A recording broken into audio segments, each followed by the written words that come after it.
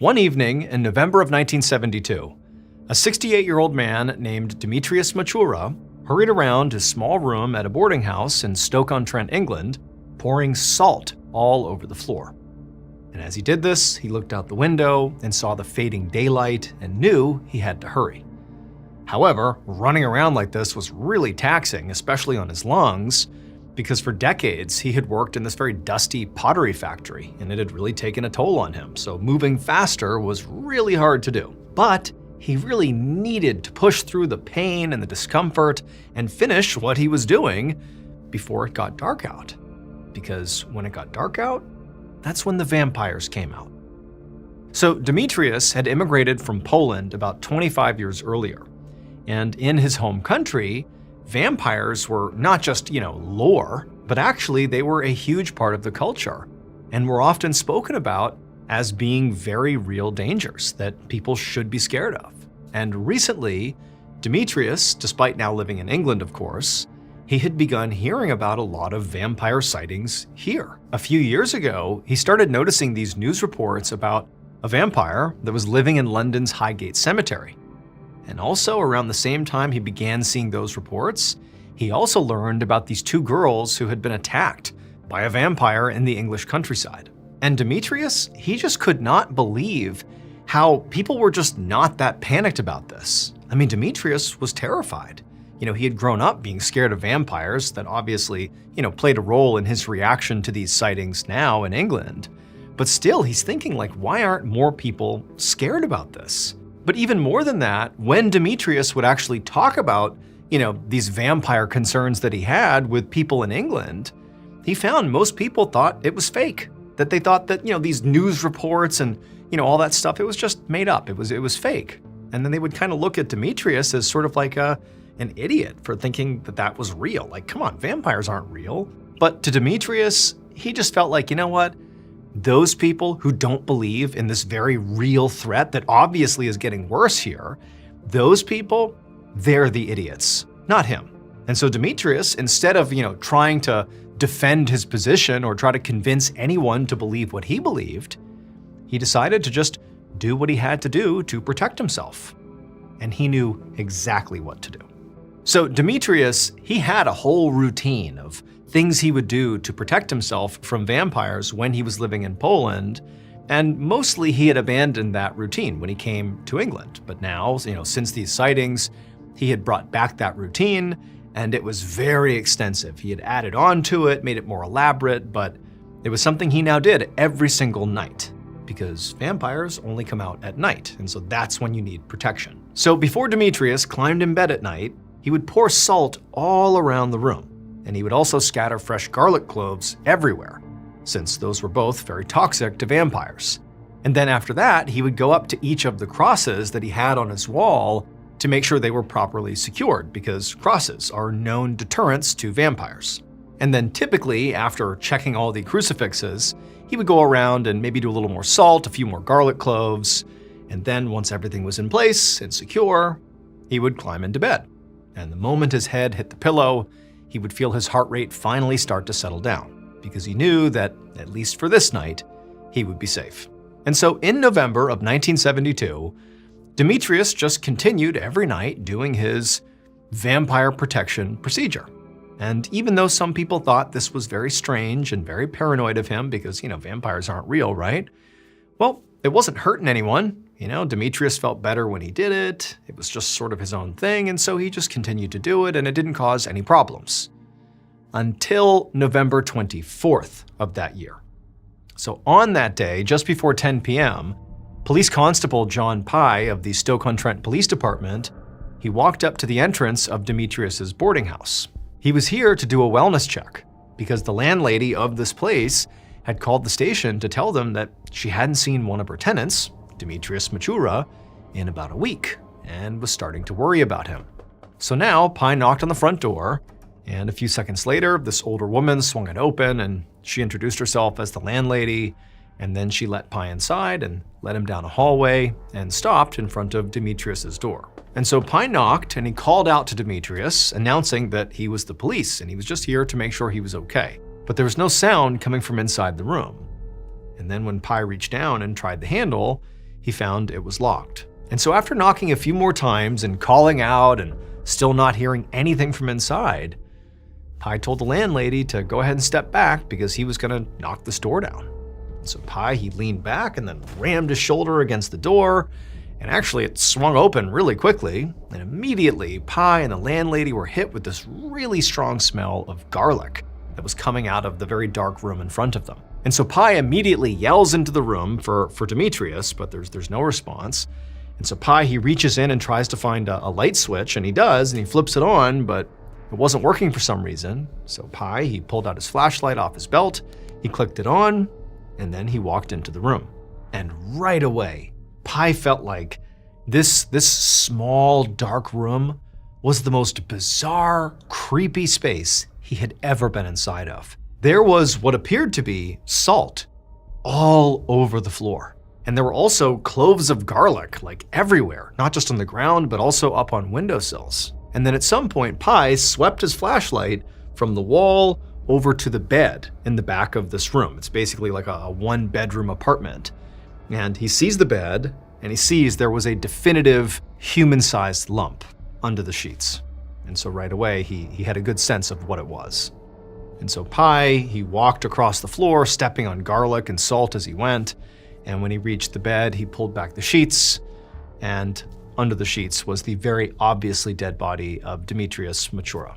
Pi heard the sound of the landlady who had followed him inside by this point. She gasped because she's seeing, what's inside of her boarding house here. And at this point, even though Pi was like very sure Demetrius was dead, just to be sure, he reached down and he felt for a pulse, but there was none.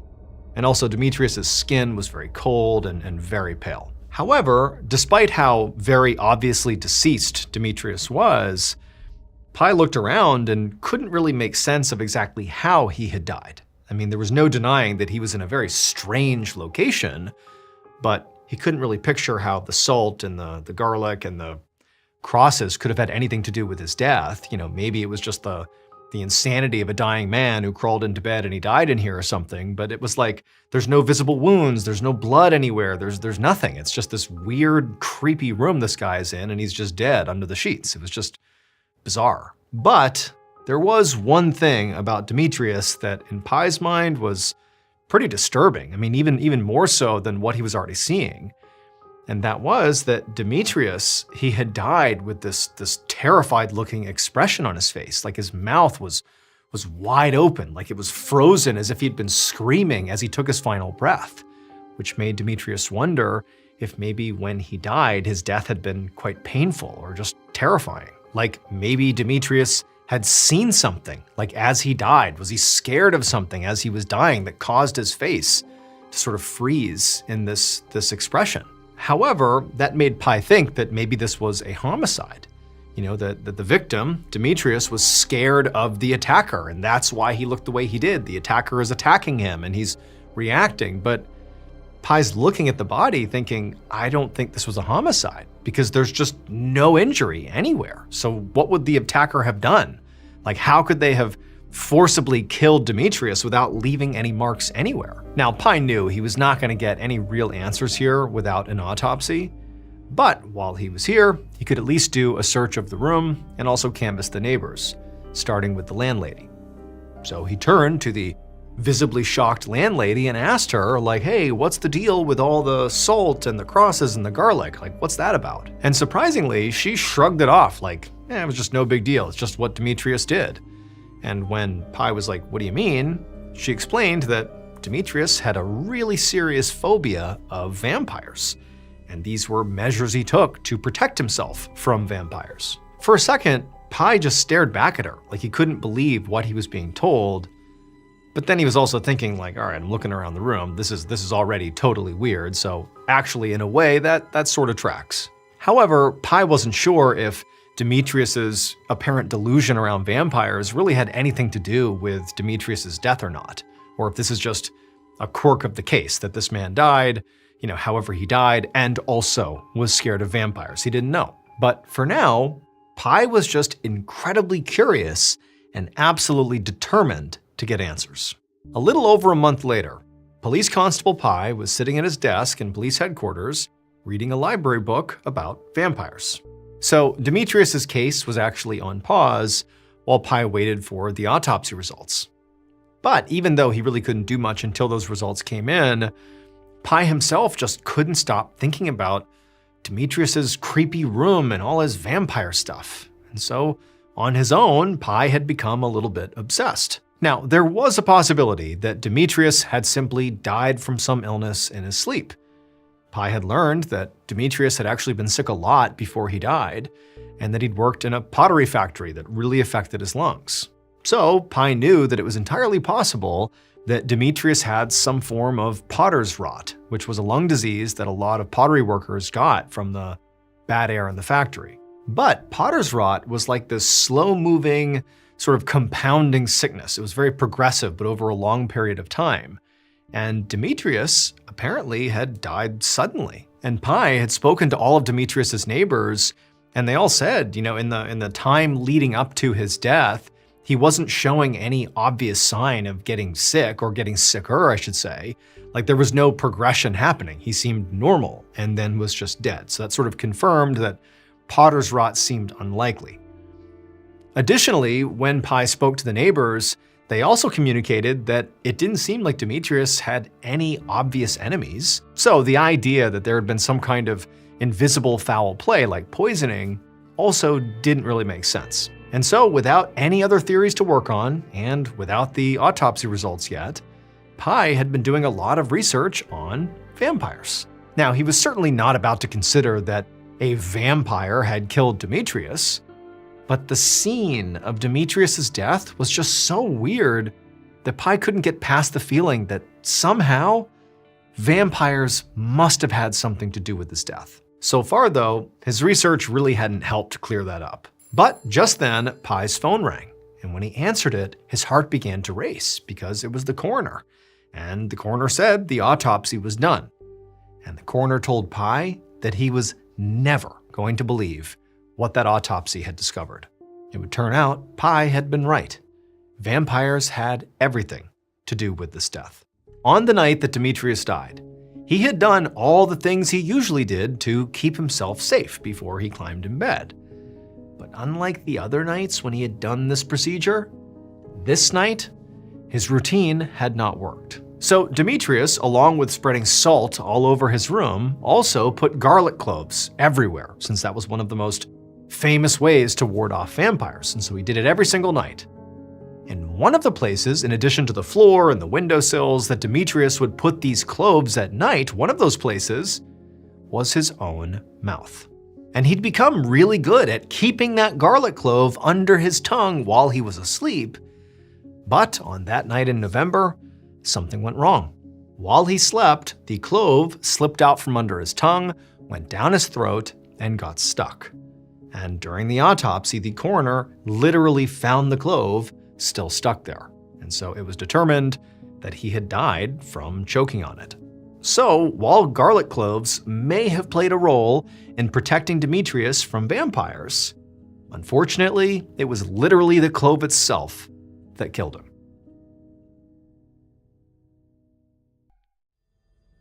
One fall afternoon in the late 9th century, a Viking leader named Sigurd Eysteinsson rode his horse across this large field in northeastern Scotland.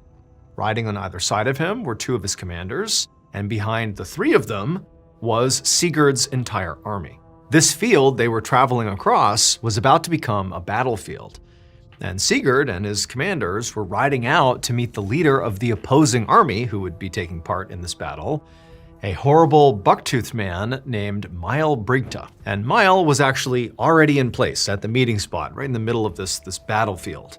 And he was on his horse, and he was flanked on either side by 2 commanders as well. And then, well behind him was his sea of warriors that would be taking part in this battle. So Mile, he ruled a kingdom called Murray, which was a large area in the north of Scotland. And Sigurd wanted to conquer it. And so today, Sigurd and Mile were meeting in the middle of this really potential battlefield with their respective armies waiting in the wings, behind them. And the idea is they would try to negotiate. Effectively, Sigurd would, basically tell Mile, give me some percentage of your land and we won't, raid your area and try to conquer you. And it was sort of on Mile to determine if that was a worthy thing or not, or if it was better to just stand your ground and fight. Sigurd was not worried because he knew that ultimately he was going to win that fight. Not only did Sigurd's Viking army vastly outnumber the Murray, but Sigurd himself was just far more accomplished on the battlefield than Mile.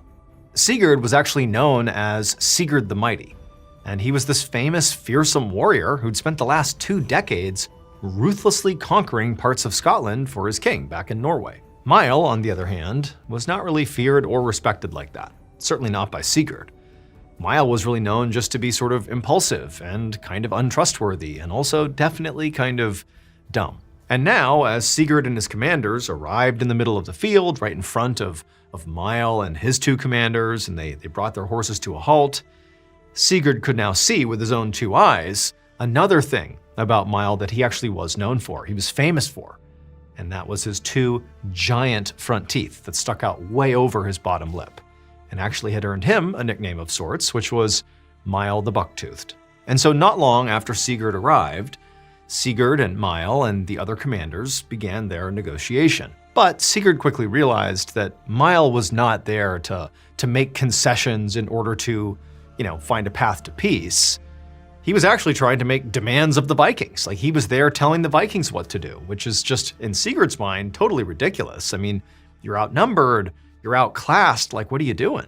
In fact, Sigurd, couldn't believe what was even happening. I mean, as far as he was concerned, Mile was just a nobody, and his demands in some ways were just disrespectful, not real demands.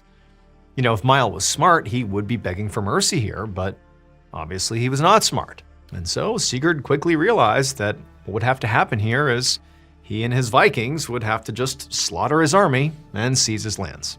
And so at some point, while Mile was literally mid-sentence, making whatever demand he was making, Sigurd turned to his 2 commanders and just gave the signal that they were not doing this. They were going to have to fight here.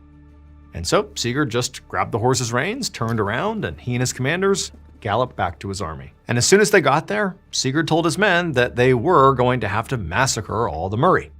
But they needed to save Mile the Buck-Toothed for him. Hours later, Sigurd was still on his horse, but this time he was leading what remained of his victorious Viking army down this dirt road away from the battlefield and back towards their camp. Sigurd, like basically all of his men, was totally exhausted, but he was also full of adrenaline because the battle was over and it had gone exactly the way he knew it would. His soldiers had completely destroyed Mile and his army, and he, Sigurd, had personally killed Mile. And so now, as Sigurd rode along here, he looked down at Mile's severed head, which he himself had removed from his adversary's body, and then he had attached the head to his saddle. He looked down at the head, and the head's dangling near his legs, and Mile's eyes are wide open and looking vacantly up at Sigurd, and his mouth was wide open as well, which only sort of made his front teeth look even bigger and hang out even more. And as Sigurd gazed down at this head, he couldn't help but smile as a wave of just pure satisfaction washed over him. During their pre-battle negotiations, Mile had just been unbearably annoying and sort of offensive. And so Sigurd was thrilled he'd gotten the best of him and now had his head dangling right near his legs. Like, that is just perfect for Sigurd. And now that Mile the Buck-Toothed was dead, Sigurd was one step closer to conquering all of Scotland. So he gave out this loud, triumphant war cry, and his men answered him with cheers. Then Sigurd spurred his horse into a full gallop. However, just a few days later, everything had changed for Sigurd. By this point, Sigurd was now laying under a wool blanket in this stone shack in one of his Scottish settlements, and he was screaming in pain. Because over the last couple of days, he'd gotten incredibly sick, and now he was delirious, and he had such a bad fever that he was both covered in sweat and also shivering nonstop. And then at some point, the doctor who had been taking care of Sigurd came into the shack to check on him, and after looking him over, the doctor just shook his head and told Sigurd that he had done all he could, but this sickness, whatever it was going to kill him. And Sigurd, when he heard this, he felt nothing but rage. Not because he was dying, but because he knew that he'd actually been very wrong. He had not gotten the best of Mile the Buck-Toothed. Mile the Buck-Toothed had clearly gotten the best of him. So it would turn out, after the big battle, after, Sigurd had won so triumphantly, as he was riding along, carrying along with him the head of his adversary, Miles' severed head, well, as he began galloping faster and faster, and he's cheering for his men, they're so triumphant, and everyone's cheering along, as he's going faster and faster, the severed head, began bouncing, because of the movement. And remember, Miles got those big 2 front teeth. He's got a nickname, Mile the Bucktoothed, for a reason. Well, those teeth, as the head jostled around, began puncturing Sigurd's thigh. And he didn't notice it because he was so jacked up on adrenaline. He's galloping off, he's looking down, he sees blood all over his legs, and he's thinking it's gotta be Miles' blood from the fact that his head's been cut off. But no, it was actually Sigurd's blood from the punctures from Miles' buck teeth. And so in the end, even though Sigurd did, successfully kill Mile, he won the battle, well, it would turn out that Mile wasn't done with Sigurd, because Mile ultimately caused Sigurd's death because those punctures got horribly infected. There was no antibiotics to cure the infection, and ultimately Sigurd died. Around 2 p.m. on July 11, 1978, a man named Francisco Imbernon Valena drove down a highway a few miles outside of the coastal town of La Rapita, Spain. Earlier, Francisco had left the warehouse where he worked, and he was now driving back toward the city where he lived. And so far, this drive had been very uncomfortable and sweaty since it was really hot out today, and he didn't have air conditioning. And also, he was just very annoyed. Because before he had left the warehouse, he'd gotten into a disagreement with another employee. So Francisco was in his 50s, and he had been doing his job for years, and while for sure he was a bit of a curmudgeon about certain things, he was also really experienced and self-sufficient. But for some reason, this other younger guy, this coworker of his who worked in a completely different department, had felt the need to micromanage him and start telling Francisco how to do his job. And he'd even had the audacity to tell Francisco that if he didn't listen to him, listen to this criticism and change your behavior, if you don't do that, you're gonna regret it. Needless to say, Francisco did not appreciate being told how to do his job, especially by some young idiot here. And so in the moment, during their confrontation, Francisco had simply ignored the other employee and kept doing his work. But in reality, the whole thing had really bothered him. And even now, as he drove down the highway, it was all he was thinking about. He was just totally stewing over what this guy told him. Up ahead, Francisco noticed a sign that said a few toll booths were coming up. And now Francisco felt a whole new wave of irritation about these stupid tolls. He thought they were a complete ripoff. And so he made a point to never pay them if he could help it. And luckily for Francisco, on this particular route, he did know a way around these tolls. It was a back route that did take a bit longer, but it saved him money.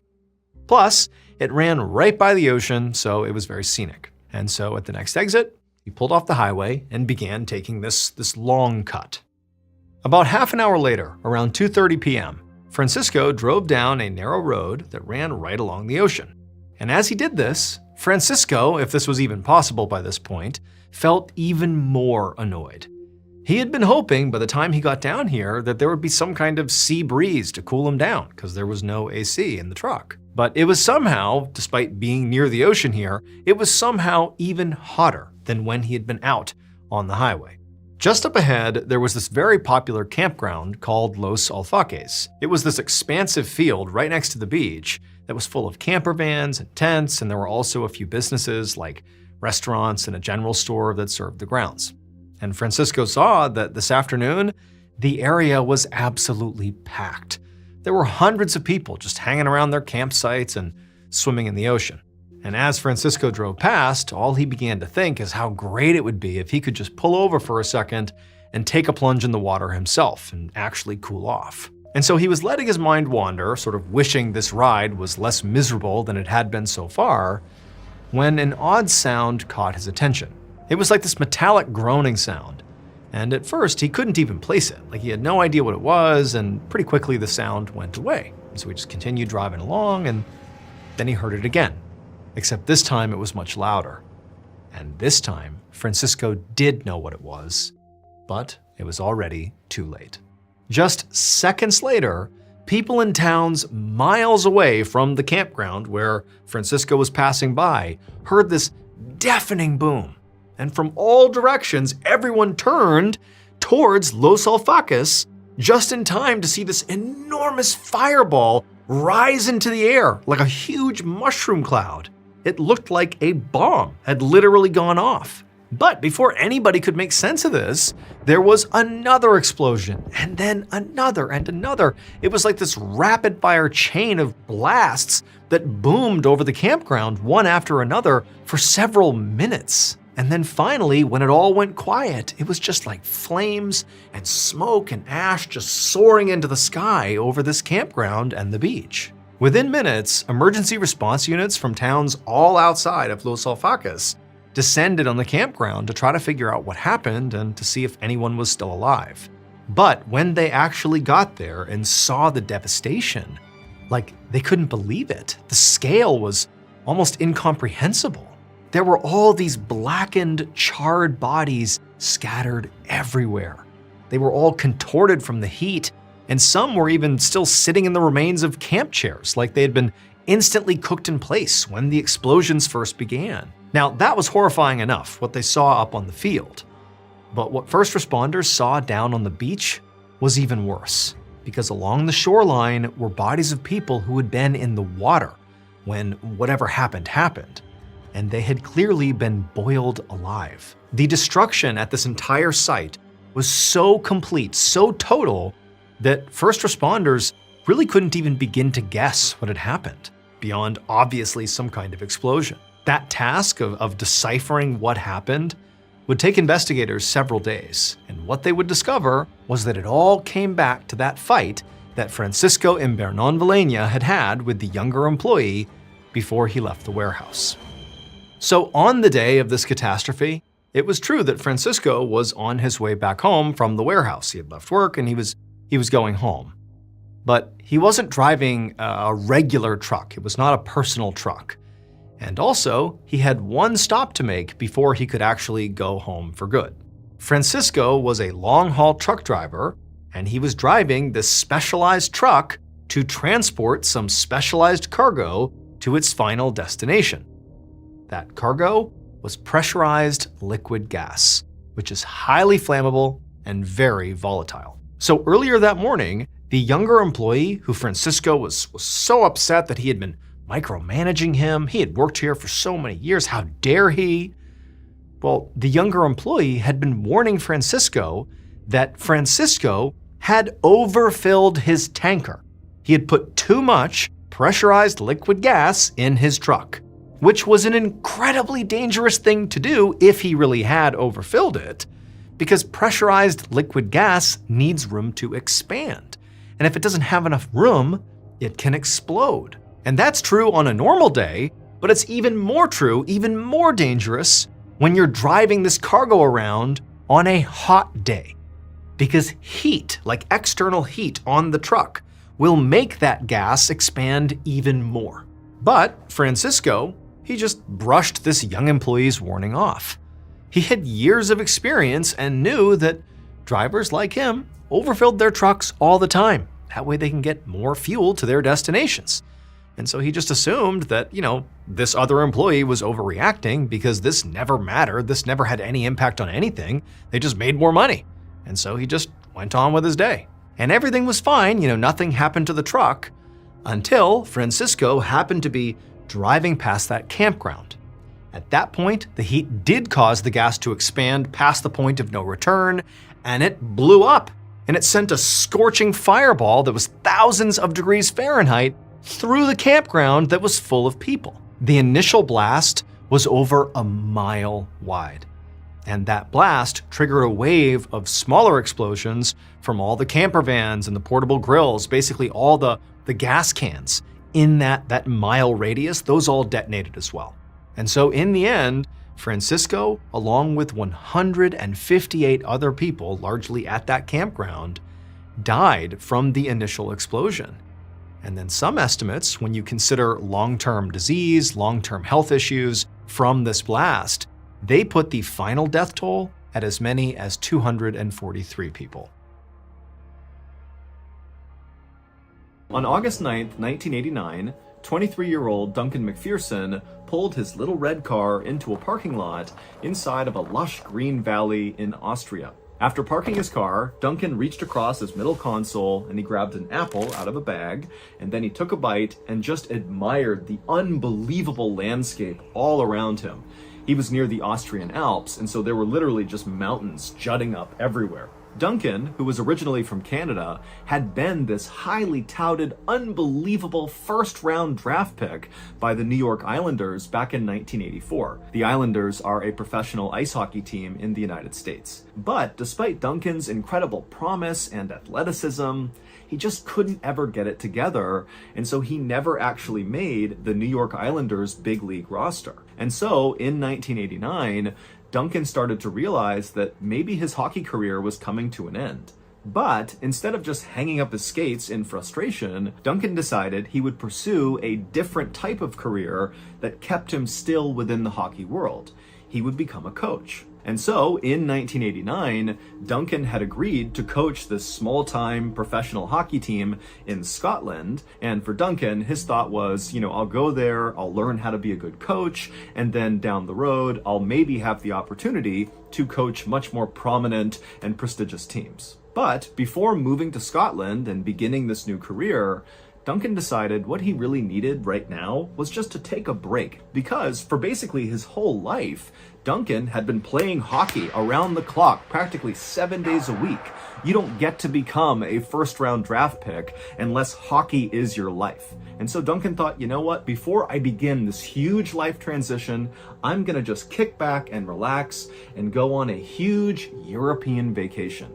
And one of the first stops of this vacation was going to be the Austrian Alps right in front of him. However, he wasn't just going to look at these incredible mountains, he was going to snowboard down them. Or more specifically, he was going to learn how to snowboard on these incredible mountains. And so Duncan finished eating his apple and then chucked the core into the bag, and then he hopped out of his car, shut the door, locked it, and then began walking across the parking lot towards the white gondola station. A gondola is like a ski lift, but much bigger. It's kind of like a small bus with lots of windows, and it's connected to a cable, and that cable, which is elevated off the ground, pulls you up and down mountains. Now, typically, people ride gondolas just for the incredible view of the mountain from up high.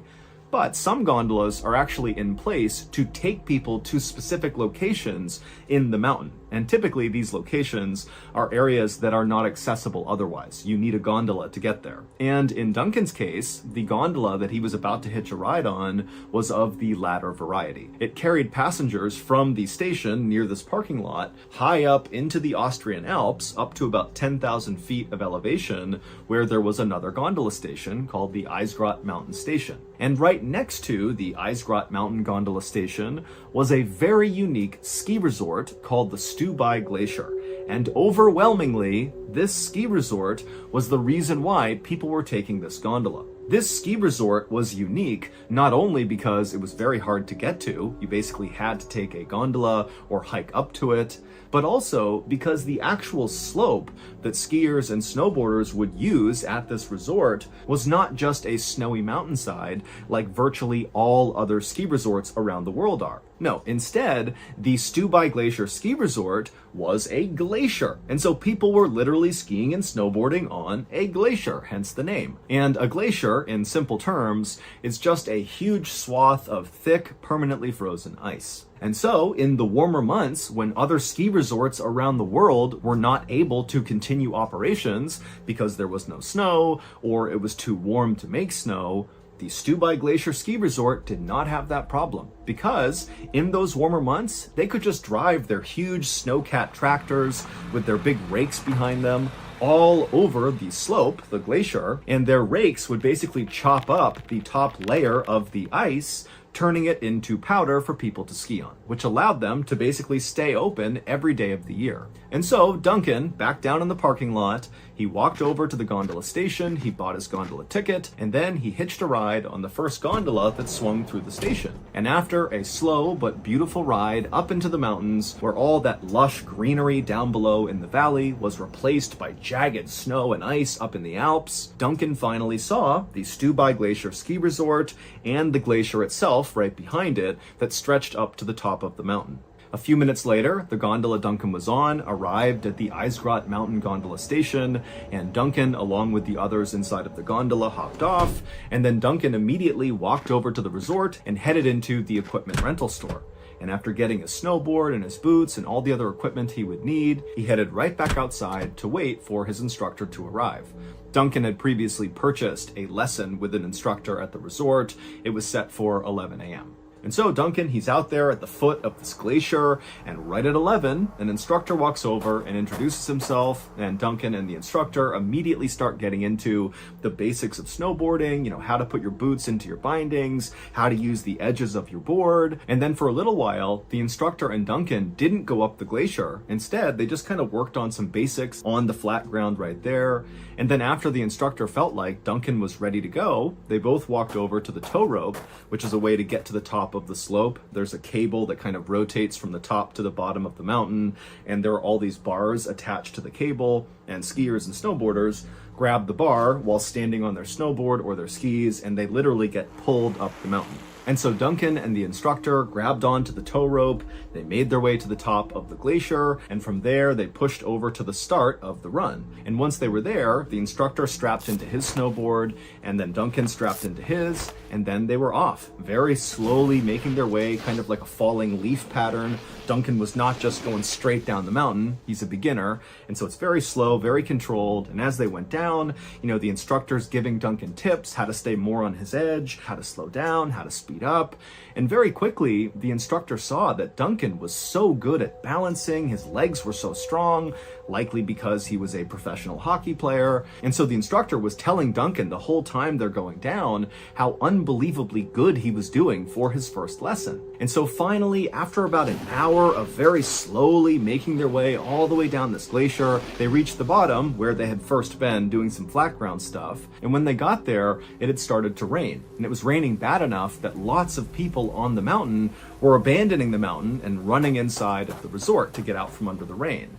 And so the instructor, he looked at his watch and he realized they were almost at 1 p.m., which was the end of their lesson. And he said to Duncan, I don't think we have time to go back up, plus it's raining. Duncan said he didn't care about the rain, but he also understood that, it wasn't ideal conditions. And so they decided that even though there was a few minutes left, they would just cancel the lesson right there, and they would actually just go inside and grab lunch together. And so they made their way out of the rain into the resort, and when they went inside the resort, the instructor noticed that Duncan's sweater, which was underneath his yellow rain jacket, was totally soaked. And so he offered to Duncan, hey, do you want to take your sweater off and I'll hang it up inside my office, and by the end of the day it should be dry.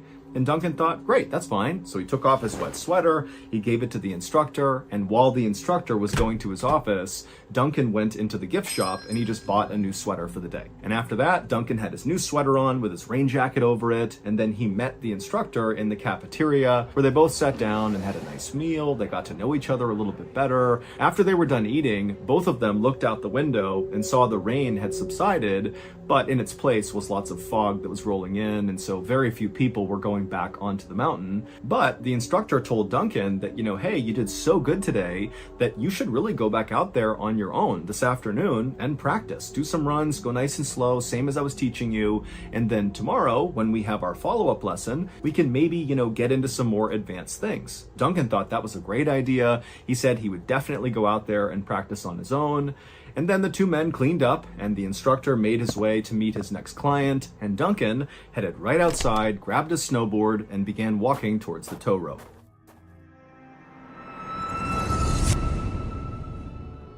Last week, me and old Seagull Lung were wandering through Montreal when we turned onto this side street, and immediately we both stopped because right there in the middle of the road, laying unclaimed, was a fresh blue whale carcass. Now, Lung and I knew it was only a matter of time before somebody else came along, spotted this incredible treasure, and took it for themselves. And so without any hesitation, me and old Seagull Lung whipped out our portable meat smokers, and we got to work. And 99 hours later, our pockets were filled to the brim with glorious smoked street whale. However, when we tried to feed our smoked street whale to our friends and family at our annual summer barbecue, they took one bite and said, this is kind of gross. What is this, smoked street whale? And so, naturally, we were crushed by this, but luckily, we had a backup.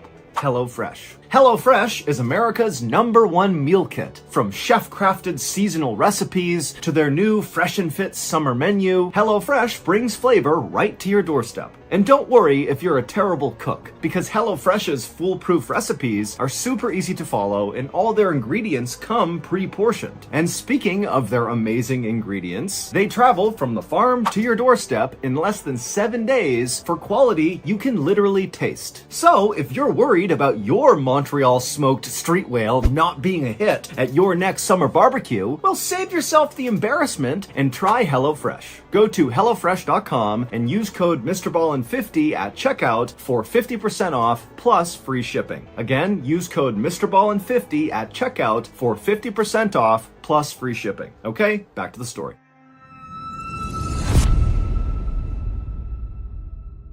The next morning, Duncan's snowboard instructor arrived a little bit early to work. And so after getting off the gondola, he made his way over to the resort and he grabbed a cup of coffee in the same cafeteria where he and Duncan had eaten the day before. And then after finishing that coffee, the instructor grabbed his snowboard and the rest of his gear and then headed outside to meet Duncan in the meeting spot they had both agreed on. But when it was time for the lesson to start, Duncan didn't show up. And so the instructor, for a second, thought, was there somewhere else we were going to meet? Did I get the time wrong? But he checked the time and he remembered the conversation he had with Duncan. They were going to meet at the foot of the tow rope and he was right there and Duncan wasn't. And so he thought, okay, maybe Duncan's running late.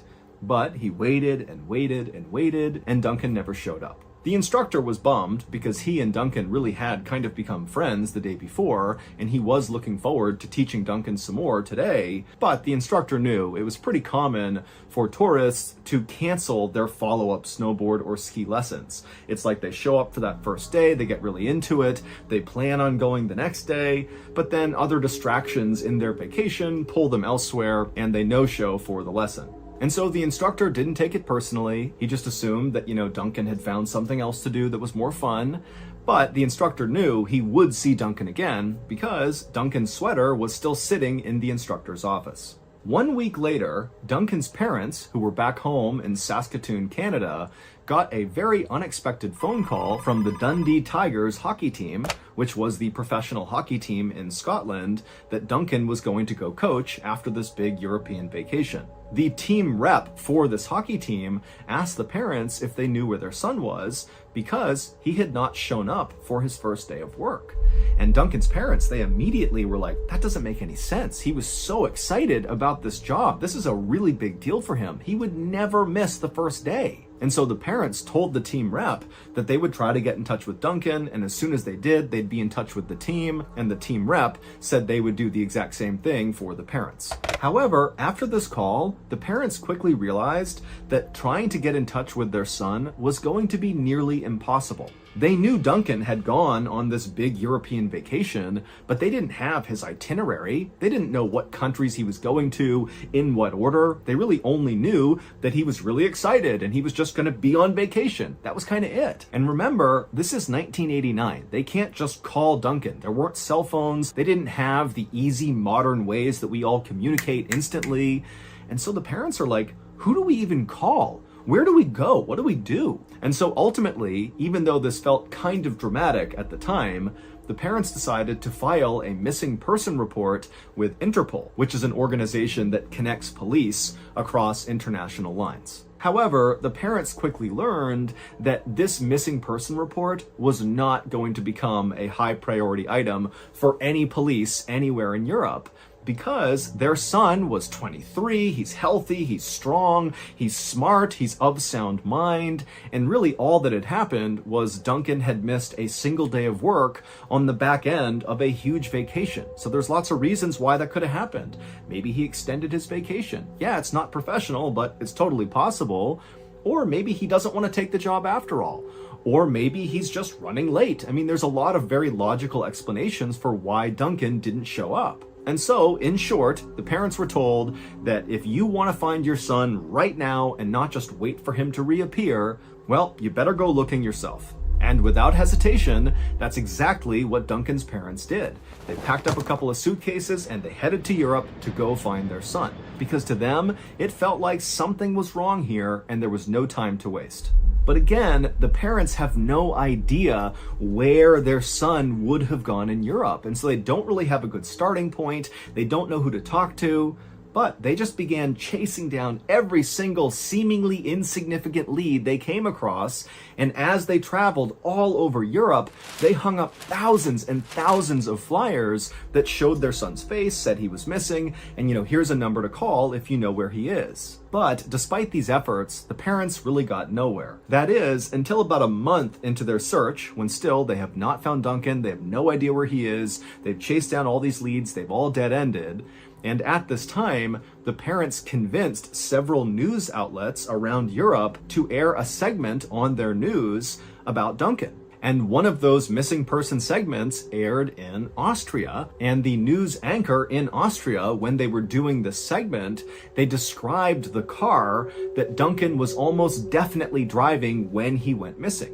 It was that little red car. The parents had discovered in chasing down their leads that their son had borrowed the little red car from a childhood friend who used to play hockey with him, and the friend had told the parents that he had lent it to Duncan, and Duncan had told him he would have it for a week and then return it. But Duncan had never returned the car. And so the anchor in Austria does this segment about how Duncan is missing, and if you have information, come forward. They describe the little red car, and sure enough, not long after this segment aired in Austria, somebody found Duncan's car. It was still sitting in that parking lot right near the Stubai Glacier gondola. Immediately, when Duncan's parents heard about this, they flew to Austria and they met with police who brought them out to look at their son's car. They hadn't moved it. It was still just sitting where he had left it. And then also police showed the parents what they had found inside of the car, which included Duncan's passport, a letter to his girlfriend, where he talked about how excited he was to go to Scotland, and also a bag of rotten fruit. The police also told the parents that now, with the discovery of this vehicle, they were going to really lean into this missing person case to try to find their son, and that the next day they were going to launch this huge search of the area near where his car was to hopefully find Duncan. And so the parents, who were now cautiously optimistic that they might get some answers, they left the police and they went to a local hotel to rest up before the next day when they would be up early and join this huge search party. But when they got to that local hotel, they did what they always did everywhere they went in Europe. They began handing out all these missing person flyers with Duncan's face on them to everybody they saw in the lobby. They began hanging them up all over the hotel. And sure enough, just by completely random chance, they handed one of these flyers to Duncan's snowboard instructor. They handed it to him, he looked at it, and he did a double take, and he was like, I know him. And he explained how he taught Duncan how to snowboard, and then Duncan didn't show up the next day, and he just figured, okay, he blew it off to go do something else, but he'd come back for his sweater, but he never came back for his sweater, and he never heard from Duncan again. And so the parents, they have been searching all of Europe for a month, and they haven't talked to anybody who knew Duncan. They've gotten nowhere, and now they've just randomly stumbled on probably the last person to see Duncan before he went missing. And so they kept asking the instructor, give us more information. What was his attitude like? Was he stressed out? Was he scared? Was he worried about something? Where did he go? Give us anything. But the instructor really didn't have that much more information to offer. And so he tried to answer all their questions, but really just finally said, look, I'm sorry. All I know is after we ate lunch together on the 9th, Duncan said he was going to go out and do some practice runs, but I never actually saw him go up. I didn't see him come down. I just assumed he went up there and was kind of on his own for the day. And then, of course, the next day, I didn't see him and he never came back. And so I'm sorry. That's all I know. And so the parents finally said, thank you so much for the information. Please get in touch with us if you remember anything. And the instructor said he would. And then after that, the parents made their way to their room and they went to bed. The next morning, the parents got up early and they headed to that parking lot where Duncan's car was. And there were all these people, police officers and volunteers that were there to be a part of this big search party. And so after the parents explained to the leaders of the search party what the instructor had told them, that very likely their son had been up at the Stubai Glacier ski resort when he went missing, the entire search party quickly hopped on gondolas and made their way up there. And all day, This search party combed this glacier up and down. They walked all around to the backside of this mountain. They rappelled down cliffs and they hiked all over this entire segment of the mountain, but nobody found anything that gave away where Duncan had gone. And the next day, it was the same story. Huge search party looking everywhere, expanding the search, not just Stubai Glacier, but basically all over this entire swath of mountain range. But still, they found nothing. And so at the end of the second day, the authorities went up to Duncan's parents and they told them that unfortunately, we can't continue this search. We're calling it off. But Duncan's parents, they didn't call off the search. They continued searching for another 14 years. And over that time frame, they went back to Stubai Glacier over and over and over again. They searched it up and down. They knew all the staff members. They knew all the nooks and crannies of the entire place, but they never found any sign of their son. Fast forward to July of 2003, so 14 years after Duncan had gone missing. And a Stubai Glacier ski resort employee was riding the tow rope towards the top of the mountain when they noticed there was a bright yellow piece of trash right in the middle of the slope. And so the employee rode the tow rope just a little bit higher, and then he let go and skied down to this yellow thing. He reached down and he began pulling on this piece of yellow, and suddenly he stopped. And absolutely horrified, he realized this was not trash. While no one knows for sure what happened to Duncan, here is the leading theory that Duncan's family and authorities, for the most part, agree on. Back on August 9th, 1989, after having lunch with his snowboard instructor, Duncan was feeling motivated to go back out and take some practice runs. And so he headed outside, he looked up at the glacier, there's all this fog rolling in, but it's not raining, and so nobody's on the slope, and so it's perfect for a beginner. He's gonna have this place to himself. And so he grabs his board, he makes his way over to the tow rope, he straps in, he grabs onto a bar, and he makes his way to the top. Once he gets off, he makes his way over to the start of the run, he puts his other foot into his binding, he makes sure he's all set, and then he stood up and began slowly kind of waffling his way down the completely vacant and very foggy slope. And as he was going along, he got more and more confident and began going a little bit faster and a little bit faster until finally he was basically just bombing it down the mountain, relying on his natural balance and strength to kind of keep him up. And then all of a sudden, he caught an edge and flipped forward and smashed into the ground. And when he did, he broke his leg.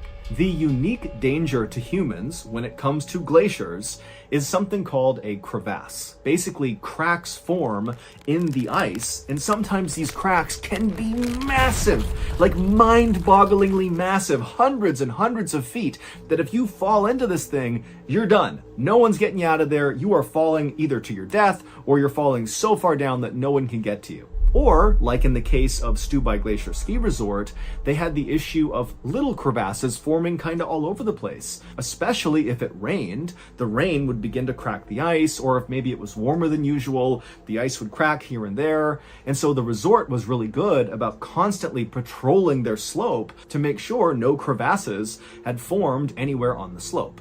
And so when you got to Stubai Glacier Ski Resort, you were warned that there is such a thing as a crevasse. This is a real glacier, so make sure you're looking around and don't fall into one. Well, because it had rained, a crevasse had formed, a small one, like a pothole, in the slope, but because it was so foggy because of the rain, as Duncan was bombing down, he didn't see it, and that's what he caught his edge on, causing him to fall and break his leg. And so Duncan, he's now stranded in the middle of the slope. He's not close enough to the bottom to where he could pull himself into the resort.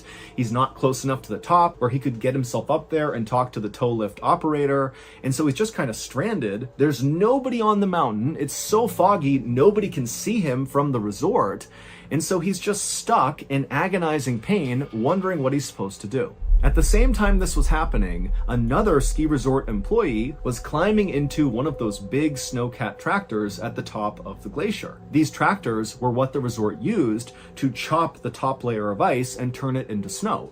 And because it had rained that day, a lot of the snow had melted, and so this employee needed to basically go over the entire slope from top to bottom and grind up the ice and make some new snow. And so the employee hopped in the cab of this tractor, shut the door, turned on the engine, turned on the back rake, which in your head, picture a long stretch of metal dragging behind this tractor that had rotating blades that cut into the snow as it moved along. And so this employee, after turning on the rake and making sure everything worked, they drove the snowcat and the rake onto the start of the downward slope, and they began crisscrossing back and forth across the entire slope, turning it all into fresh snow. And as this employee drove, they were very careful not to go too quick because they knew they couldn't see very far with all of the fog. And so they're going like 1 or 2 miles an hour, being very cautious. And then suddenly at the last second, they see something in the snow. It kind of appeared out of the fog. And so the employees swerved as fast as they could to avoid hitting it. And they did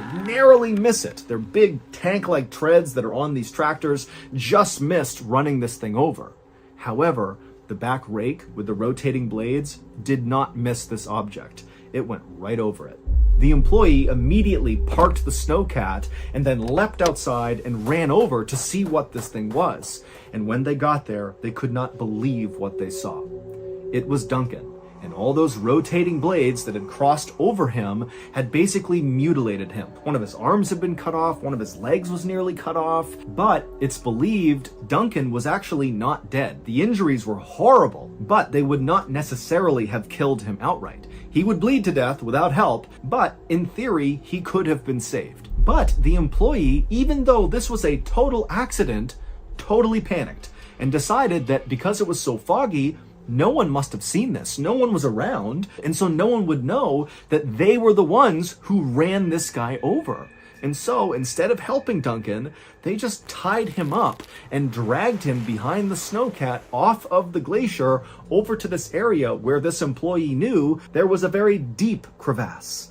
And they chucked Duncan, who might have been alive at this point, into the crevasse along with his arm and his severed leg, and then the employee used the snowcat tractor to rake over the crevasse. They filled it all in and packed it down, and then they drove down the rest of the way and just hoped no one would ever know. But over the course of the next 14 years, the glacier would melt more and more each year until finally Duncan's yellow jacket popped through the ice. And that's what the resort employees saw as they were going up the tow lift and thought it was trash. It was actually Duncan's jacket.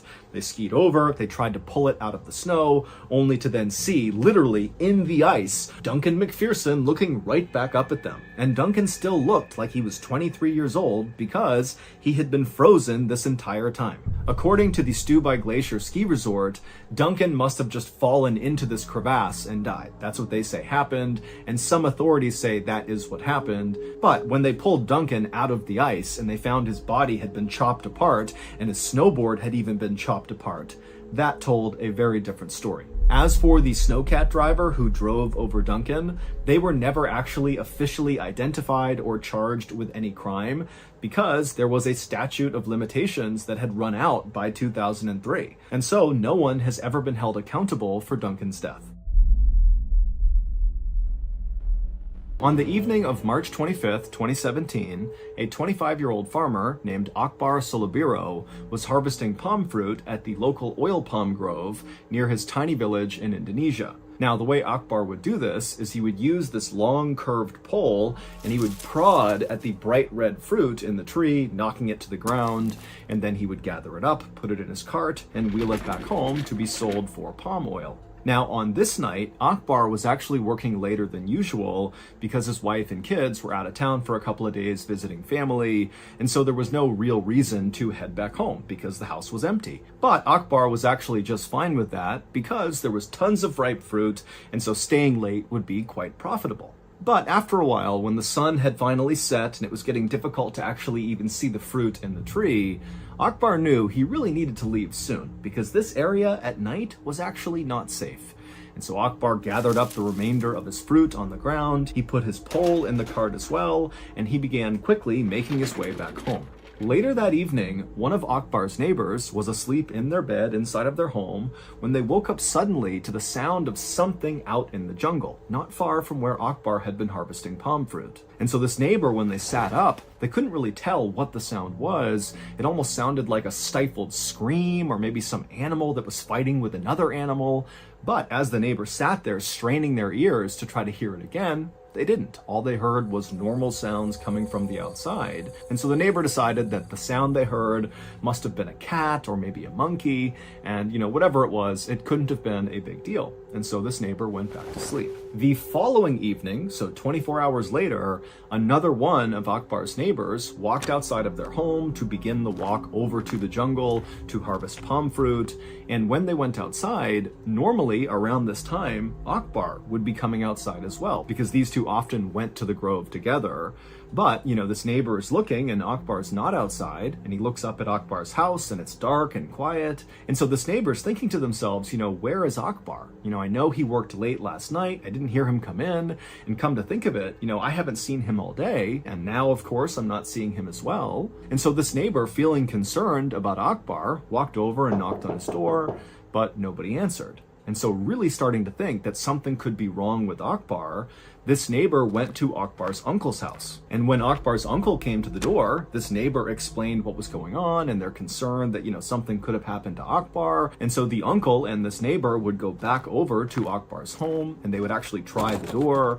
It was locked. They looked inside the windows, and it looked like no one was in there. And they also noticed that where Akbar typically kept his cart that he would transport his fruit in, it wasn't there either, which made them think, Akbar must still be out somewhere with this cart, because this cart is very important to him. And so ultimately, the uncle, after seeing the state of his nephew's home, he agreed with this neighbor that, something was wrong here. And if they wanted to find Akbar, they really needed to get together a search party right now and go looking for him. So the uncle contacted the leaders of the village, and they in turn rounded up all the able-bodied men in the village, and they all got together with headlamps and flashlights and machetes and knives, and then all together they began walking away from the village into the jungle in the direction of this palm grove, which was the place that Akbar had been last. And so this big group of men, they get inside the jungle and they begin walking along this path, which was the most likely path that Akbar would have taken to go to the palm grove and also to return from the palm grove. And as they're walking, the sun is starting to set, it's getting dark, and the animals in the jungle, they're all making noises and kind of yelling at this group as they're moving through. And this group, they're shining their light around looking for any sign of Akbar, but there wasn't any. They were calling his name out, there was no response.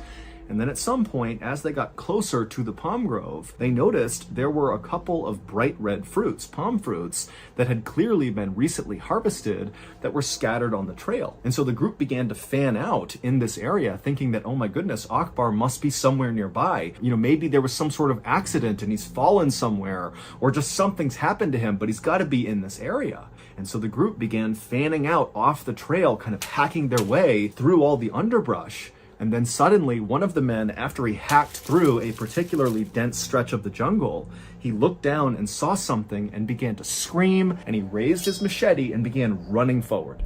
As far as we can tell, this is what happened to Akbar. The previous night, after Akbar had decided, it wasn't safe to be in the jungle at night, he needed to leave, and so he gathered up all of his things and he began walking along that path where the search party would find all that fruit scattered on the trail. And so he's walking along this path, and he thinks he's alone, he thinks he's okay, but in reality, he wasn't. He was being watched and followed very closely from something up in the trees. And so as Akbar moved along, this thing was kind of trailing him and seeing what he was going to do. And then at some point, this thing up in the trees began moving its way down closer and closer to Akbar. It was a 23-foot long reticulated python. It was a massive snake. And this snake came down and launched an attack on Akbar, grabbing the back of his neck with its powerful jaws. And as soon as the snake clamped down on Akbar's neck, he let out a stifled scream, which was the scream that had woken up that other neighbor who sat up in bed wondering what that was. That was Akbar screaming out. But that was the only sound Akbar could make, because immediately the snake wrapped itself all around Akbar and squeezed him tight. And after crushing Akbar, breaking almost every bone in his body, the snake relaxed and then slithered off of Akbar. And so Akbar fell to the ground and was either dead or very close to death. And at this point, the snake opened up its jaws and positioned itself right in front of Akbar's head. And then it began kind of slithering itself forward, consuming consuming Akbar head first. And the way pythons do this is they don't really chew on their victim. Instead, they kind of put their mouth over the top of whatever they're going to consume, and they kind of undulate and walk their bodies forward, driving the victim deeper and deeper into their body until they are completely consumed. And so the next night, when one of the members of the search party had gone off the trail and began hacking away and then saw something and charged after it with his machete, what he was seeing was the python, who very clearly had a person inside of its stomach. You could see the outline of the person. And so this search party member ran forward and hacked the snake, opened it up, and there was Akbar fully dressed and deceased inside of the snake.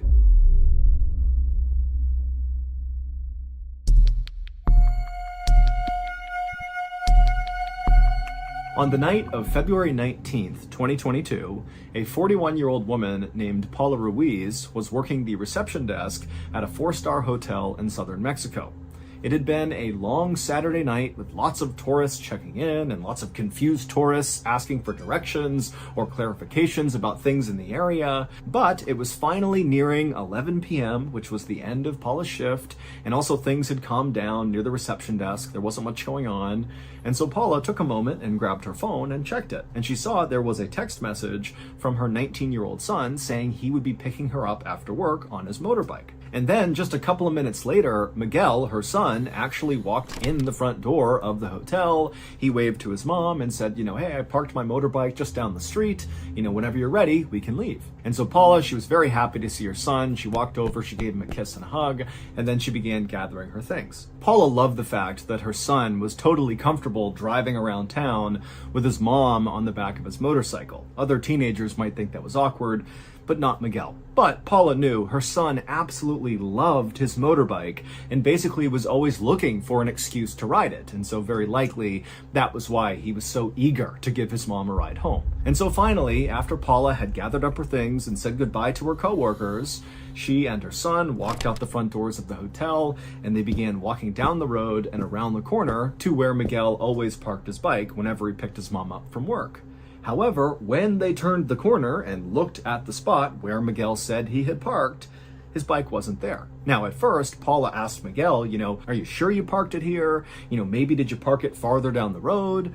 But Miguel said, no, this is where I always park. I definitely parked it right here. And so Miguel became convinced that someone must have stolen his bike. That was the only explanation that made sense. But Miguel still had the keys to his motorcycle, which meant whoever had stolen it had likely hotwired it. And since that takes quite a bit of time to pull off components of the bike and kind of fiddle around with the wires to make it start, Miguel was thinking that, okay, maybe they're still in the area trying to hotwire it. Let's go look for them and get the bike back. Now, the city in southern Mexico where Paula and Miguel lived was called San Cristobal de las Casas, and it was a totally beautiful place surrounded by all these hills, but it was also a very dangerous place, full of lots of street crime and violence and gangs that used the area as a hotspot for drug trafficking.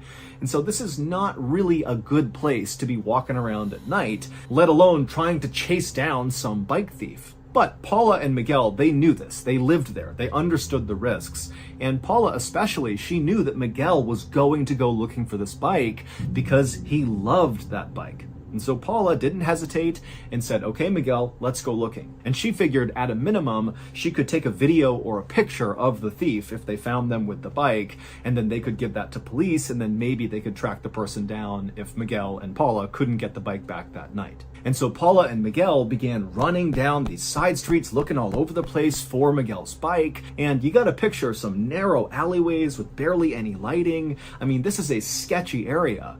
And so they're running around, and then finally they turn a corner and Miguel sees up ahead his distinctive yellow motorbike, and he sees some stranger is pushing it along. Clearly this person is pushing it away so they can hotwire it.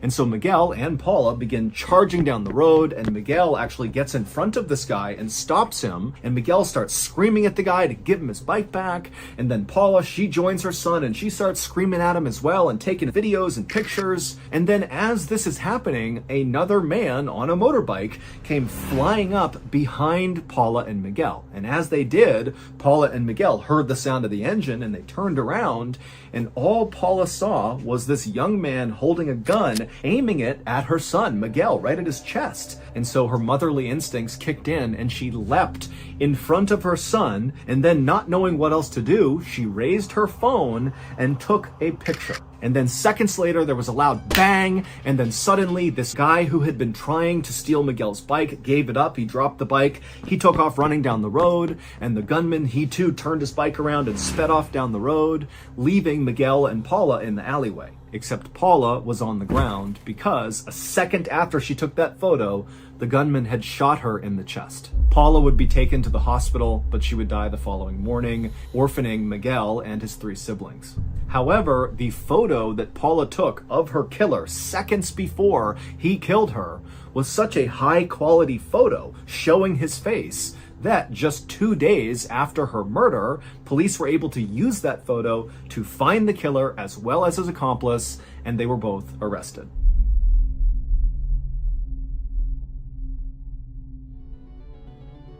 If you didn't catch my live storytelling event last month on the official MrBallen Discord server, then you kind of missed out. Not only were the stories awesome, at least according to me, but we also temporarily broke Discord because of how many people were trying to watch the event at once. But don't worry, you can be a part of our next live storytelling event on Discord if you just join the MrBallen Discord server, which is completely free. All you have to do is click the link in the description of this video or click the link in any of my social media bios. Also, the MrBallen Discord server is not just a place for live events. It's also a place where I make all of our biggest special announcements, and this summer we have a couple of huge announcements. So if you want to hear those announcements, you gotta get on the MrBallen Discord server. Either click the link in any of my social media bios or click the link in this video's description below. Okay? Back to the stories.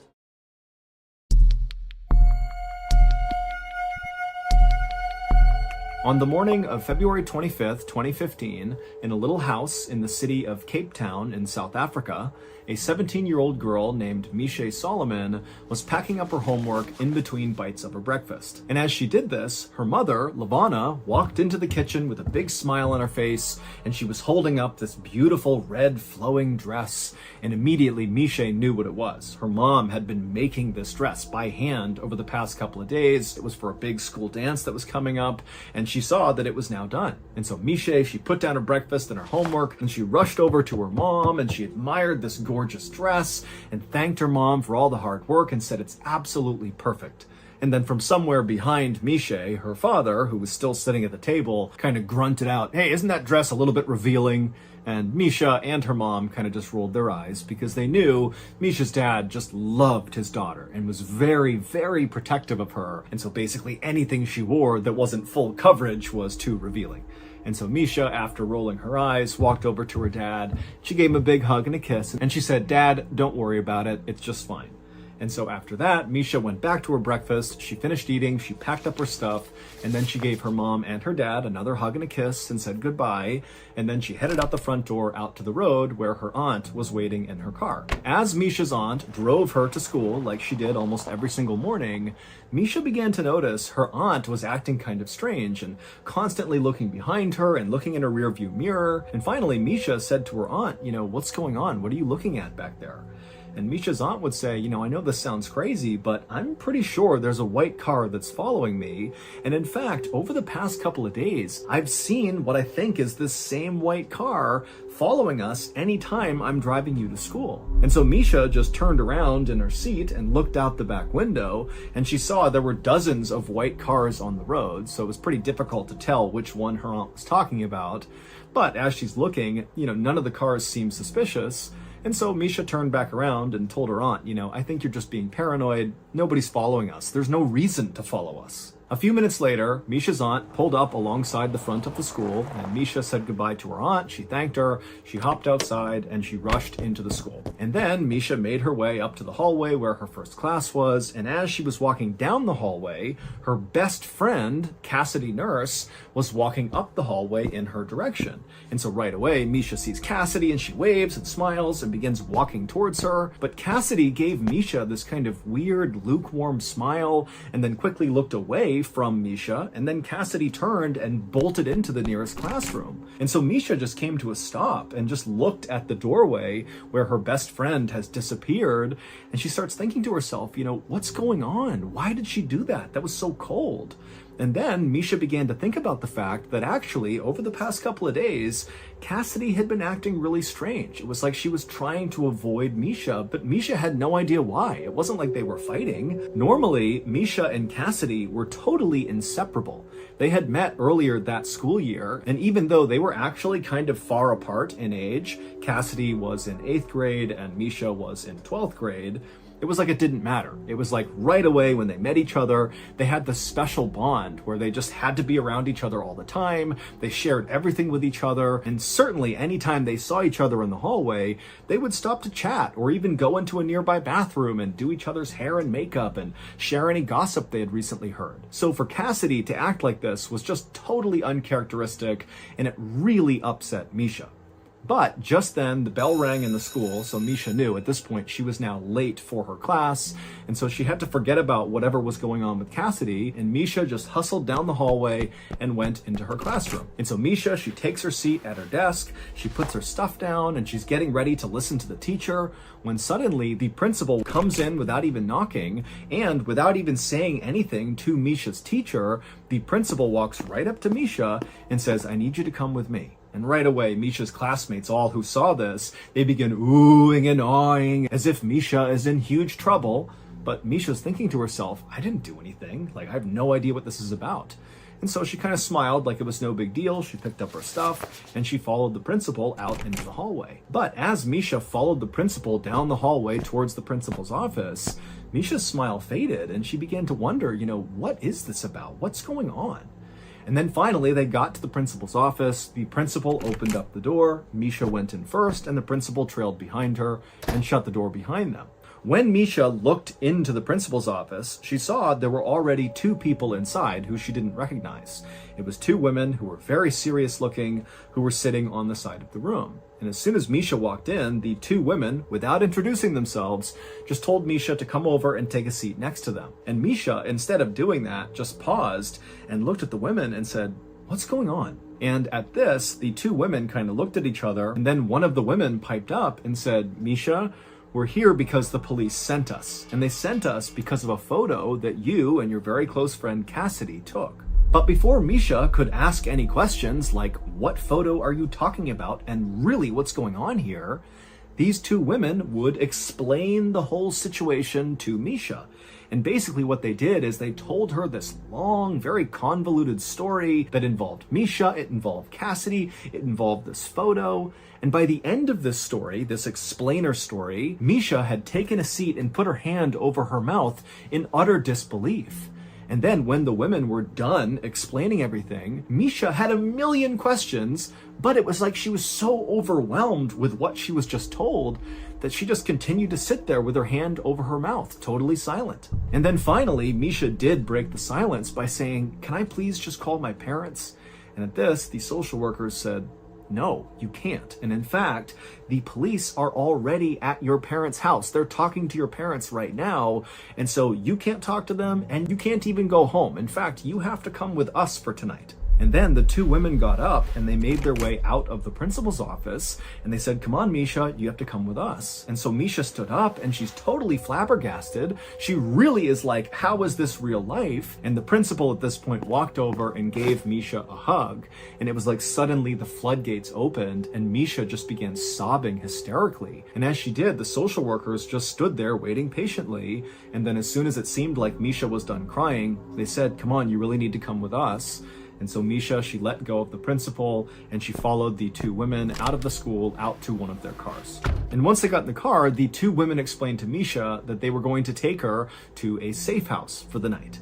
But before they went to the safe house, they would need to make a quick pit stop at a local medical clinic. And so Misha, who at this point is not even asking questions, just said okay. And so the women, they drove to the medical clinic. They were inside for just a matter of minutes. When they came back out again, they drove the rest of the way to the safe house. And when they got to the safe house, it just looked like a normal house on the outside. But on the inside, when the two women were leading Misha through and showing her where everything was, the kitchen, the bathroom, her bedroom, all Misha saw was all these other kids who were staying there who were orphaned and abandoned. And it started to give Misha a panic attack.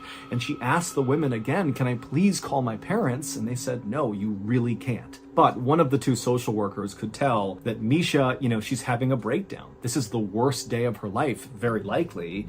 And so one of the two women actually offered to Misha to come home with her and stay at her house instead of the safe house.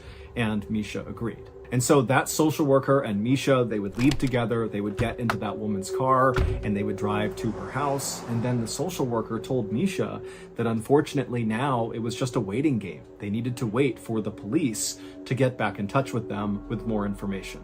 That night, as Misha lay in this woman's guest bedroom, looking up at the ceiling, wondering how the heck this had become her life, she began to think about the photo that her and Cassidy had took that had kind of started this whole horrible thing. And so Misha began to think about the day they took this picture, and all she remembered was that she and Cassidy were just kind of goofing around and smiling and making funny faces and just taking photos as they went. She certainly didn't think that one of those pictures they took would totally change her life.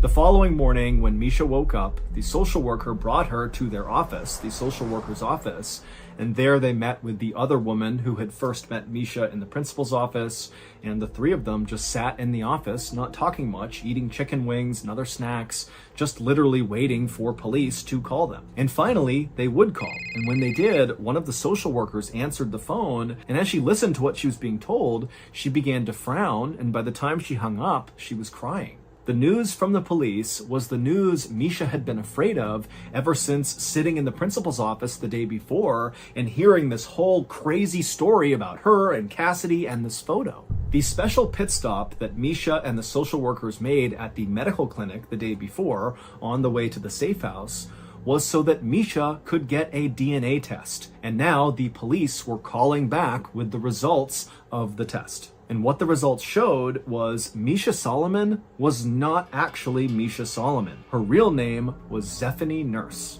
17 years earlier, Zephany Nurse had been stolen out of her crib at the hospital in Cape Town, and despite a massive manhunt for her, she was never found.